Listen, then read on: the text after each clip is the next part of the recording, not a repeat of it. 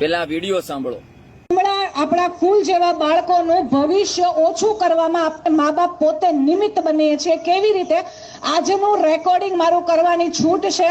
હું અમુક કંપનીઓના નામ નહીં લઈ શકું, પણ પર્સનલી મારી સાથે બેસવું હોય તો ફોન નંબર આપી દઈશ, તમને છૂટ છે। હું અહીંયાથી જેટલી વાતો કહું છું એ સાબિત થયેલી ગૂગલ પર સર્ચ કરવાની છૂટ છે। ખાલી મારી મર્યાદા એટલી છે કે કંપનીના નામ નહીં બોલી શકું, પણ તમે સમજી જજો ઈશારાની અંદર। ચોકલેટની એક બહુ ફેમસ કંપની છે, એનું નામ અહીંયા બેઠેલી દરેક વ્યક્તિએ સાંભળ્યું છે, હું નહીં લઈ શકું। ચોકલેટની એક કંપનીએ સ્વીકાર્યું છે, કાન ખોલીને સાંભળજો, એણે સ્વીકારેલું છે કે પોતાની ચોકલેટમાં વાછરડાના માંસનું મિશ્રણ કરે છે। અહીંયાથી કહેલી દરેક વાત ગૂગલ પર સર્ચ કરવાની છૂટ છે તમને। હું કંપનીનું નામ પર્સનલી મળશો ને તો આપીશ, જાહેરમાં હું ના લઈ શકું, એ લોકો મને જેલમાં નાખી દે। એક કંપની ચોકલેટ બનાવે છે જે બધાએ જ ખાધેલી છે, એ વાછરડાના માંસનો ઉપયોગ કરે છે। ફેસ પર લગાવવાનું એક ક્રીમ આવે છે, એનું નામ પણ નહીં લઉં હું, એમાં ડુક્કરની ચરબીનું તેલ છે। મારી પાસે પ્રૂફ છે, તમને જોઈતા હોય તો હું આપીશ। એલોપેથિક દવાઓ ખાઈએ છીએ, ઝેર છે। એક દવાને, એક બીમારીને દવા દબાવે છે, બીજી બે નવી બીમારીઓ ઊભી કરે છે। સાબુ જે સવારે ઉઠીને ઘસીને નાહીએ છીએ, કેમિકલથી ભરપૂર છે, કેન્સર માટેનું બહુ મોટું રીઝન છે। ઠંડા પીણા જેમાં 21 જુદા જુદા કેમિકલ છે। અને આ તમને હેરાનીની વાત કહું, આપણા સંસદ છે ને, ભારતની જે સંસદ હોય એની કેન્ટીનમાં ઠંડા પીણા વેચવા પર પ્રતિબંધ છે, અને આખા ભારત દેશમાં ભરપૂર વેચાય છે। કેટલી ગજબની વાત છે! સંસદની કેન્ટીનમાં બેન છે, ના વેચી શકો ઠંડા પીણા, અને આખા દેશમાં વેચાય છે। હેલ્થ ટોનિક જે મમ્મીઓ પોતાના બાળકોને સવારે સ્કૂલે જતા પહેલા દૂધમાં આપીને ગૌરવ અનુભવે કે મેં મારા બાળકને XYZ હેલ્થ ટોનિક આપ્યું। શેમાંથી બને છે તમને કહી દઉં, અખિલ ભારતીય સંસ્થા છે દિલ્હીની, જે ભારતની સૌથી મોટી લેબોરેટરીમાંની એક છે। ત્યાં સાબિત થયેલું છે કે મગફળીનું તેલ કાઢ્યા પછી જે કચરો બચે, જેને આપણે ગામડામાં ખેડૂત જે હોય પ્રાણીઓને આપી દે ખાવા, એ કચરામાંથી હેલ્થ ટોનિક બને છે, જેના કરોડો રૂપિયાના આપણે ચૂકવીએ છીએ ને આપણા બાળકોને ખવડાવીએ છીએ। મગફળીનું તેલ કાઢ્યા પછીનો કચરો વધે એની વાત કરું છું। અમિતાભ બચ્ચનનું એક ઓપરેશન થયેલું, 10 કલાક ઓપરેશન ચાલેલું, એનું મોટું આંતરડું કાઢી નાખવામાં આવ્યું। ડોક્ટરે કીધું ઠંડા પીણાથી આંતરડું ખરાબ થયું છે, અને એના પછી અમિતાભ બચ્ચને એ ઠંડા પીણાની એડ કરવાનું બંધ કરી દીધું। હવે ચિંતાનો વિષય શરૂ થાય છે, જે હવે હું બોલીશ। આપણા બધાના જીભને બહુ પસંદ આવે એવા પિઝા જે બી કહેતા હોય તમે, હવે ધ્યાનથી સાંભળજો। પિઝામાં ટેસ્ટ લાવવા માટે ગૂગલ કરવાની છૂટ। E631 કેપિટલ E631 નામનું એક તત્વ આવે છે, જે ટેસ્ટ લાવવા માટે ઉમેરાય છે। એ ડુક્કરના માંસમાંથી બને છે। સાબિત કરવાની જિમ્મેદારી મારી। ના ખબર હોય તો મારી પાસે આવજો, ગૂગલ પર પણ સર્ચ કરવાની છૂટ। પિઝા ખાઈએ છીએ, એને ટેસ્ટી બનાવવા ડુક્કરના ચરબીનું તેલ ઉમેરવામાં આવે, ડુક્કરનું માંસમાંથી બને છે એ તત્વ। ખાવા પીવાની વસ્તુઓ પર અમુક કોડ હશે, મારું રેકોર્ડિંગ ચાલુ હોય તો ઠીક, નહીં તો કરી લો। E322 લખેલું હોય પેકેટ ઉપર તો એ ગાયનું માંસ છે। E322 લખેલું હશે ફૂડ પેકેટ ઉપર, એ ગાયનું માંસ છે। E442 છે તો આલ્કોહોલ અને રસાયણ છે। E471 છે તો ગાય, માંસ અને આલ્કોહોલના તત્વ છે। 481 લખેલું હોય તો ડુક્કર અને ગાયના માંસનું મિશ્રણ છે। ડુક્કર પ્લસ ગાય પ્લસ બકરીના માંસનું મિશ્રણ હશે તો 472 લખેલું હશે।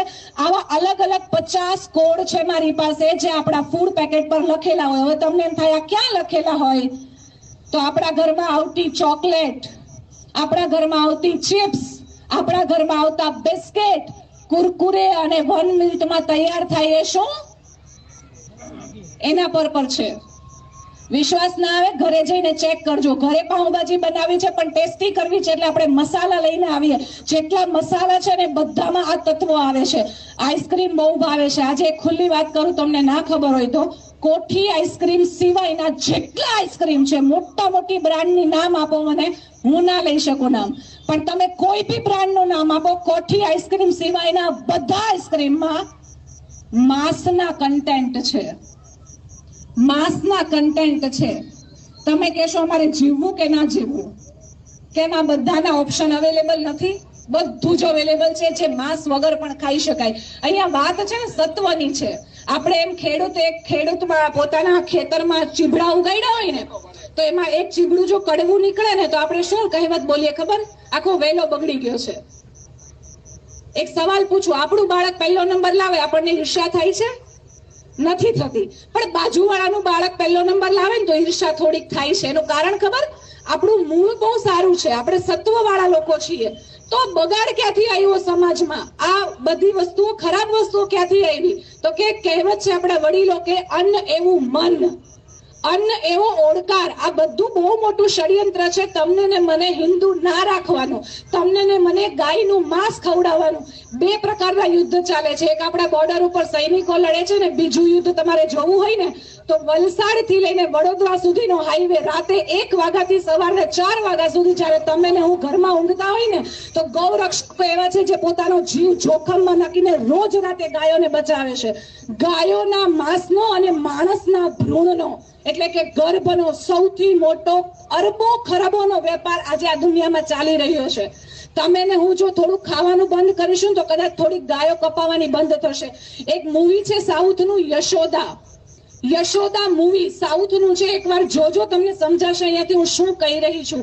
બહુ મોટો અરબો ખરબોનો વેપાર છે. જ્યારે આ ડિટેલ મને પહેલી વાર ખબર પડી આજથી 4 મહિના પહેલા, મારી પાસે સબૂત નહીં હતા એટલે મને લાગતું તો અફવા હશે, પણ જ્યારે મેં રિસર્ચ એન્ડ ડેવલપમેન્ટ કર્યું તો સમજમાં આવ્યું આ વાતો સાચી છે.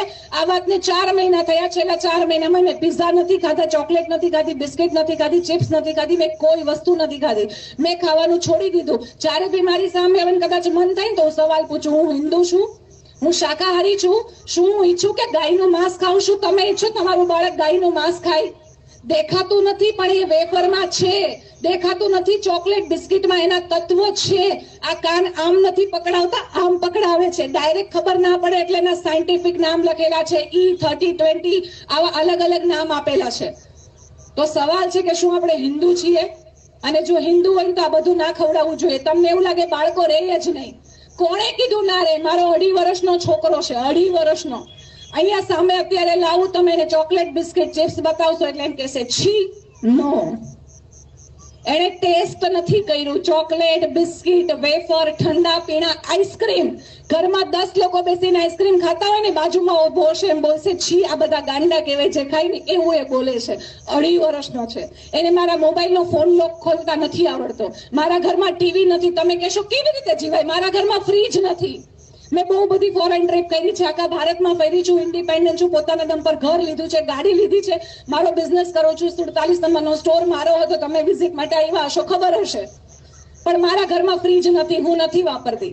કાર્બન ડાયોક્સાઇડ શરીરમાંથી બહાર કાઢીએ છીએ, ઝેરી તત્વ છે, ઝેરી વાયુ છે, અને ફ્રીજમાં એ જ કાર્બન ડાયોક્સાઇડથી આપણી વસ્તુઓ ઠંડી થાય છે ને એને આપણે ખાઈએ છીએ. તમે કહેશો કેવી રીતે રહે વસ્તુ? આપણા બાપ દાદાઓ ફ્રીજ વગર વસ્તુઓ કેવી રીતે રાખતા? રહેતી ને, આજે પણ રહી છે, મારા ઘરમાં રહી છે. કહેવાનો મતલબ એટલો છે હંમેશા આપણી પાસે ચોઈસ હોય છે કરવું કે ના કરવું. આયુર્વેદા તરફ જઈએ, ઓર્ગેનિક વસ્તુ તરફ જઈએ. એક નાનકડો આંકડો કહીને વાત પૂરી કરીશ.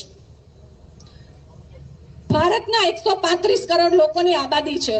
બહુ ધ્યાનથી સમજો. 135 કરોડની આબાદી છે. રોજના ખાલી 10% લોકો, કેટલા? 10% લોકો, 135 માંથી 10% લોકો જો રોજનું ખાલી 10 રૂપિયાના ફ્રૂટનું જ્યુસ પીવે તો શું થાય ખબર છે?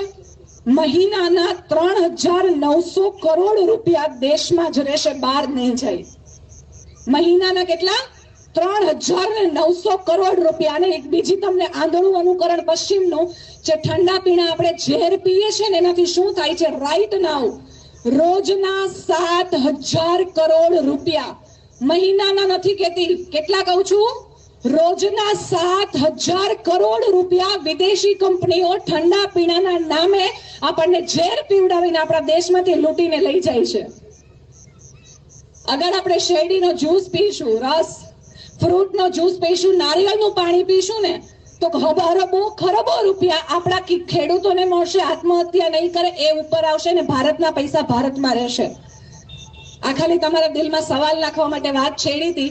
બાકી મારો એક ફોન નંબર લખી લો. આ ટોપિકમાં તમને કઈ બી ચર્ચા કરવી છે, તમે કહેતા હોય કે તમે કીધું એ ખોટું છે, આઈસ્ક્રીમમાં ના હોય ને આમાં ના હોય, મારો ફોન નંબર આપું છું, આવીને મારી પાસે બેસો. ઓપન ચેલેન્જ છે, જે મેં કીધું છે ને 100% સાચું ના નીકળે તો હું કહું ને હારી જવા તૈયાર છું. ફોન નંબર લખવો હોય તો લખી શકો છો 8000516661.